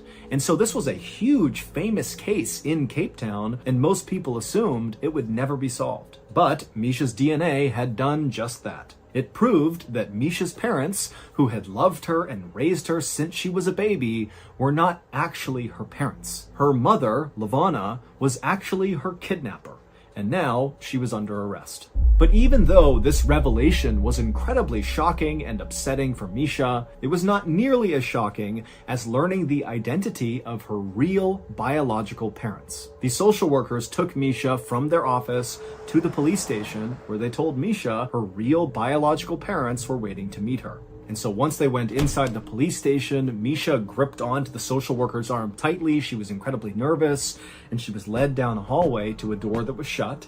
And then finally, when Misha was ready, she pushed the door open, and her real parents, who were sitting right in front of her, they stood up and they ran towards her crying. But Misha just stood there, stunned and silent, staring at them. Because these people, they were not strangers to her. She knew them extremely well. They were the parents of her best friend in the world, Cassidy Nurse, which meant Misha, aka Zephany Nurse, was Cassidy's sister. Months earlier, when Misha and Cassidy first met each other, the reason they hit it off so quickly and the reason they had similar senses of humor and liked the same things and looked so dramatically similar is because they were literally sisters. They just didn't know it. And then one day they took a series of selfie photos of themselves, and Cassidy, she would go home and show one of those photos to her parents and say, "Hey, look, my best friend, Misha Solomon, look how similar we look." And when Cassidy's parents looked at Misha Solomon, they instinctively knew, that is our daughter. That is Zephany Nurse. And so they would bring this photo to the police, and the police would begin to investigate. And during this investigation, they began trailing Misha. So when Misha's aunt told Misha that she thought a white car was following her, she wasn't just being paranoid. Those were investigators following Misha around, trying to get a feel for her schedule, because they needed to approach her when she was alone in order to get a DNA sample. They were worried if they contacted Misha and tipped off what they were doing, she would tell her parents, who were actually her kidnappers, and then potentially they might take Misha and run away. And so they couldn't risk that. They had to basically follow her around and wait for an opening to get this DNA test done. And so this was also the reason why Cassidy was acting so strangely towards Misha in the few days before the truth was revealed. It's because Cassidy knew about this investigation, and the police told her, you can't tip Misha off. She will tell her parents, her kidnappers, and they might abscond with her. And so Cassidy basically felt awkward and kind of just hid from Misha for a couple of days. The woman that Misha had grown up with and called her mom for her whole life, LaVonna Solomon, was ultimately convicted of kidnapping and sentenced to 10 years in prison. There has never been any evidence to suggest that LaVonna's husband, so Misha's dad for her whole life, actually knew that the baby had been kidnapped, because 17 years earlier, LaVonna had been pregnant with their child. But it's believed she miscarried, and LaVonna did not share that with her husband.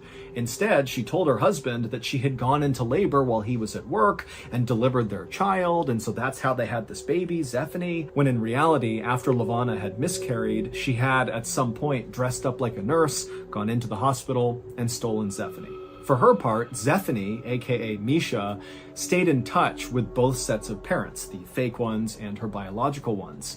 And she would say that, she still loves the parents who kidnapped her because they raised her and they treated her well. And in fact, Zephany would actually wear that beautiful flowing red dress that LaVonna had stitched for her to her high school dance, well after the news came out about who LaVonna was. Misha also decided that she would just keep the name Misha because that was what she was used to, instead of going back to her baby name, Zephany.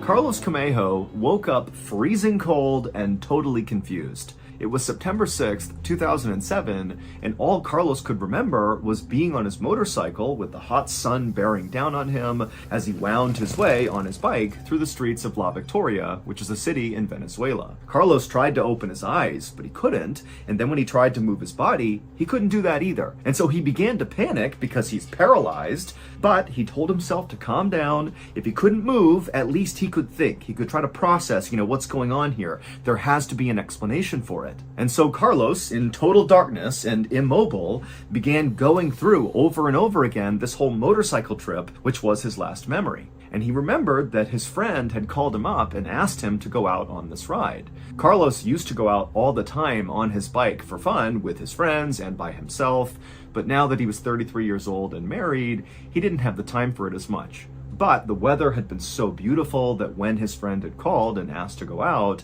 Carlos said, let's do it. And so Carlos began going over in his head the route that they had taken through La Victoria, and all he could remember was this long straightaway and then a right turn and then nothing. It was like after he made that turn, everything went blank. And as Carlos thought about how weird it was that one, he was paralyzed, and two, he had no memory of what happened after he made that right turn, he started to realize that he felt something against his back. It was like there was a block underneath his back, kind of right between his shoulder blades, propping his chest up, and he felt his arms kind of dangling down by the side, and it was very uncomfortable. And as he laid in this totally awkward position, he began to hear somewhere out in the ether unfamiliar voices just kind of chatting. And immediately Carlos is like, okay, someone's here to help me. I don't know what's wrong with me, but somebody's here. I'm going to be okay. And soon, whoever was talking near Carlos had moved closer to him. And actually, Carlos began to realize that it was actually more than one person.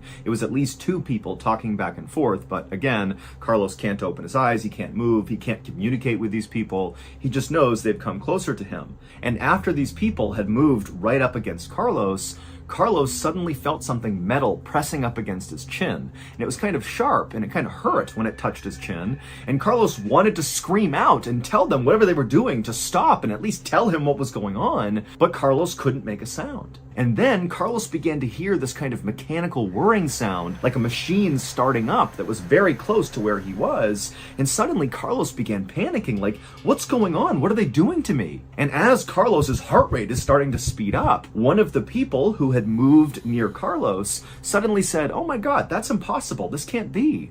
And then again, Carlos felt more pain in his chin. And then the pain got dramatically worse. It went from just kind of like a poking feeling to something going into his chin, and he felt it moving underneath his skin like a knife cutting through him, and then whatever it was, it went out of his chin. And as this is happening, Carlos is trying so hard to just wake himself up and do something to tell these people to stop, but he just couldn't do it. And then again, he felt that sharp pain in his chin, another round of something going into him, moving underneath his skin and then poking out again, and the pain became so blinding that suddenly Carlos was able to kind of break through this paralysis, and his eyes shot open. And for a second, all Carlos could see was like blinding lights, but then as things came into focus, he saw there were two people, the people who had been speaking, wearing these huge goggles and face masks, and one of them was holding a big needle with black thread attached to it, and that thread was coming from Carlos's chin. They had been running that needle through his face, stitching his chin for some reason, but with no anesthetic. And so as Carlos is staring up at these people in goggles, the people in goggles are looking down at Carlos, and they're totally horrified, and they just kind of begin backing up, not really sure what to make of this. And then Carlos, again, kind of breaking through this weird paralysis he was under, he was able to lift his head up and look down at his body. And he saw, to his horror, that he was totally nude. He was laying on a metal table, and there was this Y drawn on his chest, starting at his collarbones, coming down right underneath his throat, and then straight down across his chest. And then after Carlos saw this Y on his naked body, he looked over at a tray that was right next to this metal table near these two guys in goggles who were now kind of backing up, and he saw there was a whirring instrument on this table, and it was a circular blade, a saw. That was the sound he heard, and that's when Carlos figured it out. Earlier that day, when Carlos had been out riding his motorcycle with his friend, he had gone down that long straightaway in La Victoria, he had made a right turn, and parked illegally right after this turn was this big truck. Carlos didn't see it, and at full speed, he impacted the truck, he was thrown from his bike, smashed into the ground, horrific injuries, and when paramedics showed up, they pronounced him dead on the scene. And so he was moved from the scene of the accident to the morgue. And at the morgue, Carlos was stripped naked and put on this metal table, and they placed a block underneath his shoulders, kind of propping his chest up, and they drew a Y down the center of his chest for his autopsy. The two doctors that Carlos ultimately saw chatting and performing this autopsy were going to follow that Y on his body with the circular saw. That's how they cut you open during an autopsy. But right before they were about to do that, the doctors noticed that Carlos was actively bleeding from his chin. And since he was supposed to be dead, that didn't make any sense. And so that was why one of the doctors had said, oh my goodness, this can't be. And so not really sure what to make of it, they had just grabbed a needle and begun stitching his face together to stop the blood from going down his chest. And then Carlos opened his eyes, and it dawned on the two doctors that, oh, he's alive. That's why he's still bleeding. We should definitely take care of him now. But amazingly, after Carlos came back from the dead, he was simply moved into the hallway and left on this metal table, and the doctors who were going to perform his autopsy just left the paper that said he needed an autopsy in his pocket, just kind of showing that, hey, we were just following orders. Somebody told us to give you an autopsy. This is not our fault. And that's where Carlos stayed until his wife showed up and found him in the hallway, just laying there as if he was still just waiting for his autopsy. Carlos would suffer horrible injuries from the accident and serious emotional trauma from almost being cut open during this autopsy, but he would make a full recovery.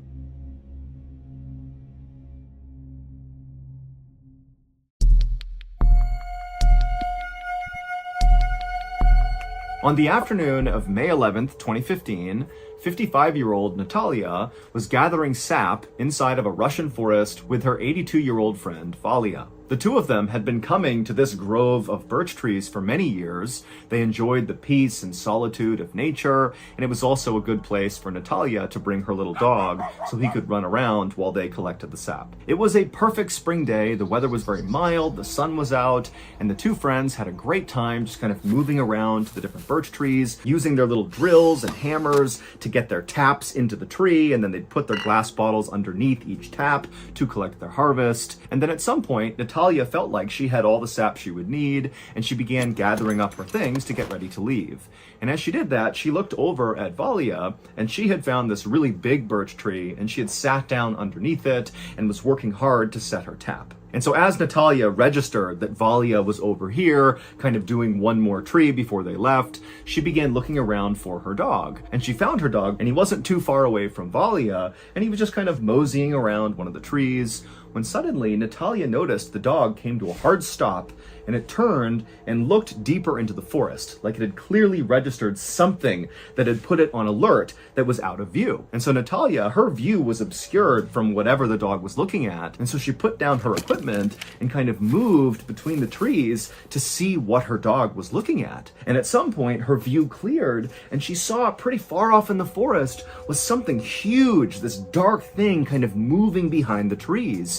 And suddenly, it jumped out from behind the trees and ran towards the dog. It was a huge Russian brown bear.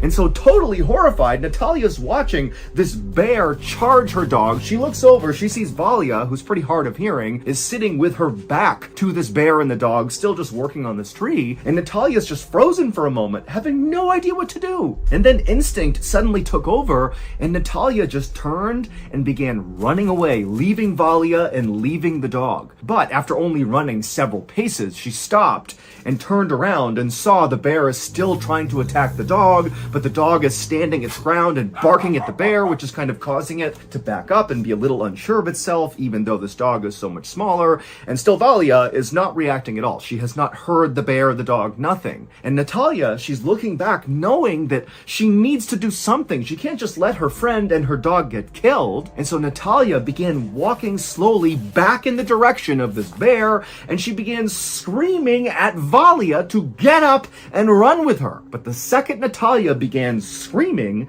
the bear went from looking at the dog to turning and looking at Natalia, and suddenly it was like the dog meant nothing. The bear had decided it was going to go after Natalia. And so Natalia, she's staring at this bear, realizing, oh my God, it's gonna charge me. But before she could even turn to run, the bear had ran at full speed and jumped at her. Natalia turned and she tried to run, but the bear bit down on her thigh, and she felt it crush her leg and pull her to the ground and whip her up against a nearby birch tree, and she's screaming and trying to pull herself away, but the bear is ripping at her leg, trying to yank her back into the forest. And then Natalia, she sees her little drill that she uses to set the tap in the trees, and she reaches out and she grabs it, and she turns, and her leg is being actively eaten by this bear. And she turns on the drill, and she's about to jam it into the bear's eye when the bear suddenly stands up to its full height and then just falls all its weight down onto Natalia's chest. And immediately Natalia dropped the drill,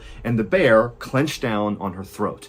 Now at this point, Valia, who again is hard of hearing, she didn't know what was going on, she turned around and saw this bear mauling her friend. And so what does she do? She runs over to this bear right behind it and begins pummeling this bear and screaming at it to get off her friend. And the bear, who barely registers Valia hitting it, it just lets go of Natalia for a second. It turns around, and you got to remember, this bear has been eating Natalia. Its face is covered in her blood, and it turns and looks at Valia, and Valia, she's terrified. She begins stumbling backwards, and the bear is clearly about to jump on Valia when Natalia, who's barely alive, she sees this happening, and she just begins screaming at this bear while she's laying there bleeding out, trying to attract the bear to come back and keep eating her to spare Valia. And it works. The bear, hearing Natalia screaming behind it, forgets about Valia and turns back around and resumes eating Natalia. And then just seconds later, the bear actually lifted up Natalia by her neck and it ran off into the woods carrying her. And so Valia is just left watching this happen. She knows she's not going to be able to stop this bear. And so she just begins running back towards the car, which was not that far from where they were. And when she got out there, she grabbed her phone and she called the authorities. About an hour and a half later, hunters sent by the police, along with animal control, arrived at this parking lot and they found Valia, who was totally in shock, and she would tell the hunters and animal control where this birch tree grove was, where all this happened, and a moment later, the authorities headed into the woods. And after arriving at the birch tree grove, they actually saw the bear. It was by itself, and it turned and looked at them, and it began charging them, and they all raised their rifles, and they fired at the bear. And they shot it enough times that the bear collapsed right in front of them, and then they shot it one more time to make sure the bear was dead. But there was no sign of Natalia anywhere. But then suddenly, the authorities turned and saw something move off in the distance, and out from behind a tree came Natalia's little dog. It had somehow not sustained any injuries from this bear, even though the bear had originally gone after the dog. And the dog, it came up to the authorities and then quickly doubled back behind a tree. And so kind of operating on instinct, the group followed the dog around the tree, and they saw the dog was closely guarding this kind of mound that was covered in sticks and leaves and dirt. And so one of the hunters walked over and looked down, and they realized there was a person underneath this mound. It was Natalia. They pulled off all of the dirt and the twigs, and they found her absolutely destroyed, mauled body. But Natalia was actually still alive. Brown bears are notorious for eating their prey while they are still alive. And in many cases, they will gravely wound their prey, but not let it die, because then the meat is fresher when they come back and eat it later. And so bears will wound their prey and then basically bury them, cover them up with sticks and dirt, kind of like putting it in the fridge, and then come back and eat them later on. And so Natalia was earmarked to be eaten later because she was still alive and buried. Natalia was rushed out of the forest to a nearby hospital, and she would stay there for several weeks because she had serious injuries from this bear. All over her body were these huge bite marks, and a lot of the flesh from her leg had been pulled off. But amazingly, she would recover, although the trauma of nearly being eaten by a bear has never left her. Thank you to BetterHelp for sponsoring today's video. I grew up in a family where talking about our feelings was totally normal, and so as a result, I remember thinking that I would never be depressed because I'd be able to get ahead of whatever I was dealing with before it became a much bigger issue. But fast forward to 2017, when I had just left the military and I was trying to find my way in the civilian world, and suddenly I just felt mad all the time, even though I didn't know why.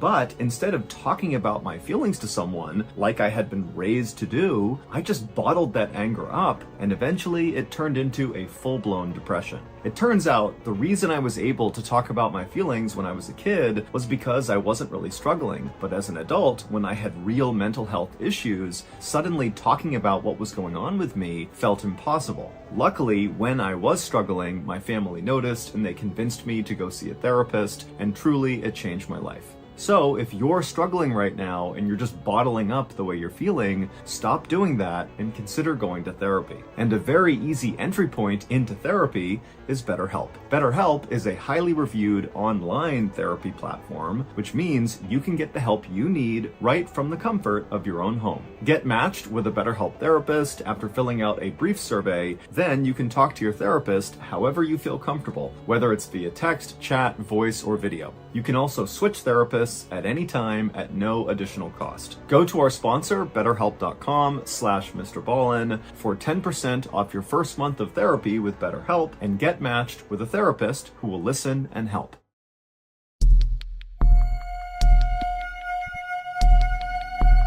On the afternoon of May 25th, 2017, 42-year-old Nicole Gordon was laying on her couch in her home in Atlanta, Georgia, with an ice pack on her head. She had a blinding headache, one of the worst headaches she had ever had, and she was just unable to do anything else but lay on the couch. Nicole really had no idea why she had this terrible headache. The only thing she could think of was 3 weeks earlier, she had been in a minor car accident and one of her car windows had broken and some of the glass had cut her face, but she didn't think that would be enough to lead to this absolutely horrific headache that had not gone away for 3 weeks. But Nicole was a very tough woman, and even though she had thought about going to the hospital over these past 3 weeks to deal with whatever was causing this headache, she had told herself that, it's got to be something minor. I just need to kind of tough it out here. And what toughing it out looked like was laying on the couch all day long, only getting up to eat and go to the bathroom, not going to work, and just sitting in the darkness with this ice pack, just hoping for this headache to go away.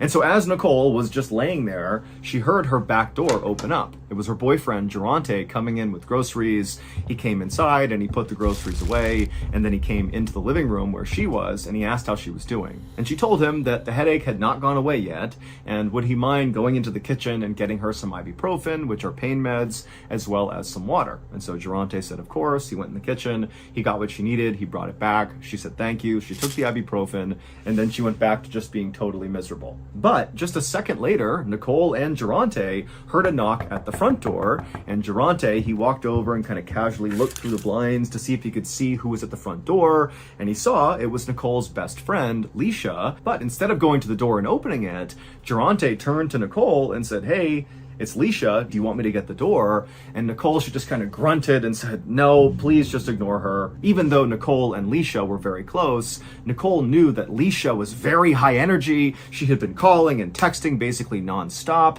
ever since Nicole had begun getting these headaches. Leisha just wanted to help and kind of be around and be a part of her recovery. But Nicole just couldn't deal with that super high energy right now. She could barely have a conversation without her head hurting even more. And she knew that Leisha and Durante didn't really get along too well, and so Nicole figured it would just be better for everybody if they pretended no one was home and Leisha just went on her merry way. But Leisha was very persistent and just continued knocking really loud on the front door. She began calling Nicole's phone, and so Nicole began reaching over and silencing her phone over and over again. And finally, Nicole looked over at Durante and just said, I don't need this. I'm going into my bedroom and I'm lying down. And so she grabbed her phone, she stood up off the couch, she could barely move, her head hurt so bad, and she walked, quietly past the front door, made her way into her bedroom, and she was about to lay down on the bed when she made the mistake of opening up her blinds just a little bit. Her room was on the front of the house as well, and she wanted to see if Leisha was still there, and when she opened those blinds, Leisha, who was outside, happened to be looking at Nicole's bedroom, and the two of them made eye contact. And Nicole's like, oh my God, she knows I'm here. And so Nicole, she just shuts the blinds. But now Leisha comes up to the window and she's yelling, Nicole, I know you're there. Come on, let me in. I want to help you. But Nicole, she just could not deal with it. And so she laid down on her bed and just continued to totally ignore Leisha. Nicole knew that no matter how offended and upset Leisha was for this snub, she would get over it, because the two women had been friends for nearly 2 decades. 19 years earlier, they had been neighbors, and they had become friends really quickly. They had been pregnant at the same time, and they began raising their kids kind of like side by side. But in the last 5 years that Nicole and Durante had been together, Nicole and Leisha had kind of drifted apart, because Leisha and Durante both had very strong personalities and they just kind of clashed. And Nicole and Durante had this kind of on-again, off-again relationship, and every time they were broken up, Leisha would come around and be totally unfiltered with Nicole about how much she didn't like Durante. But right now, Nicole could just not deal with Leisha, and so despite hearing her yelling for her to come outside, come on, I know you're in there, Nicole just rolled over on her bed with her ice pack on the side of her head, and she fell asleep. A few hours later, when Nicole woke up, Leisha was gone, as well as Durante. He didn't stick around for very long. He often would only come over just to check in, and then he'd go off and do his own thing. And so Nicole, who still had this blinding headache, she sat up, she got out of her bed, and she was only able to walk back out into the living room, where she laid down on the couch and just went right back to sleep. Even though Nicole had had this headache for 3 weeks and it had not gotten any better, she really was convinced that taking enough ibuprofen and relaxing long enough would cause it to go away. But over the next couple of days, this headache, which was already like a 10 out of 10 on the pain scale to Nicole, somehow became like a 20 out of 10, and it got so bad that she couldn't even open her eyes. It was like horrific. And as this headache got so bad, her relationship with Geronte started to sour. Geronte didn't really believe that Nicole was actually in the amount of pain that she was in, and he kind of began acting like she was just being lazy. And this really upset Nicole because that wasn't true at all. She was just in blinding pain and couldn't do anything. Finally, in late June, so 5 weeks after Nicole's headaches had begun, and at this point, her headache had still not gone away, she was laying on the couch, like always, with the lights off, she's got the ice pack on her head, and she's just trying to get through the day when she hears the back door open, and it's Geronte, and he comes in, he slams the back door, he doesn't even say hello, and he just storms into the living room and just looks down at her with a totally disapproving look. And Nicole, she kind of looked over at him, and when she saw that look on his face, she had just had it, and she said, "You know what? We're done." And immediately Geronte got so mad, and he's like, "How dare you? I've been taking care of you for the past 5 weeks, bringing you groceries, this and that." And Nicole, she had no energy to fight with him, and so she just let him rant and rave until finally he was done, and he walked out, and she was like, thank goodness. A few days later, on June 25th, Leisha was back at Nicole's house, knocking on the door. Nicole had actually texted her to let her know that she had officially ended things with Geronte, and so feel free to come over, there's not going to be any drama with him being here. And so Leisha had come back over. She was very excited to see Nicole and kind of get over the snafu of her being ignored. And when she knocked, Nicole did go up to the door and she opened it up. And Leisha, as soon as she saw Nicole, this is like the first time she's seeing her since Nicole's headaches had really begun, she knew something was definitely wrong with Nicole. Her entire apartment is totally dark, all the windows are covered up, and Nicole is squinting out at Leisha, kind of beckoning her to come inside. And Leisha's like, "Oh my gosh, like how bad is this headache?" And Nicole could barely make a sentence, and she just said, "Oh, it's so bad, it's so bad." And so Leisha came inside, and Nicole led her through the dark apartment to the kitchen and back. And Nicole, she sat down, and Leisha sat down opposite her. And Leisha began asking Nicole questions about her headache, about Geronte, just kind of about her life. And quickly, Leisha realized that Nicole really wasn't making any sense. Her answers, even to the simplest questions like, "What did you eat today?" were in fragments and didn't really make any sense. And finally, Leisha said to Nicole, "Hey, this can't be a normal headache. This is something serious. You need to go to the hospital." And at this point, even though Nicole had been trying so hard to just kind of white knuckle her way through whatever was going on in hopes it would go away, she was starting to realize that there was something wrong here and she needed help from a doctor. And so Nicole agreed to go.